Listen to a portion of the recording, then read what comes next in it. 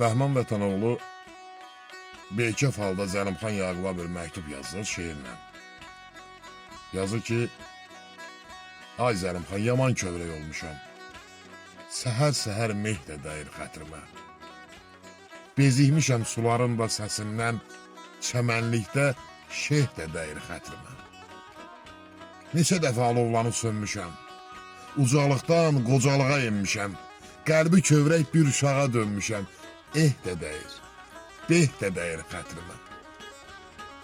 Bəhmanım olmuşam quruca bir səs, həyatda heç nəyə qalmayıb əvəz. Səbr gətirərsə yanımda bir kəs, tək də dəyir, cüt də dəyir xətrimə.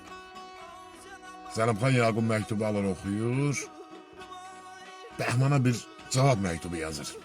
Yazır ki, Bəhmən, hədələrdən qorunmaq üçün yarağın yoxdursa yaraq göndərim. Dərdini deməyə dərd bilən qələm, şeirini yazmağa varaq göndərim. Qoşun bil özünü təhləmə qardaş. Ürəyi bu qədər yükləmə qardaş. Qəlbini qəm üstə köhləmə qardaş. Lazımsa eşqimi dayaq göndərim.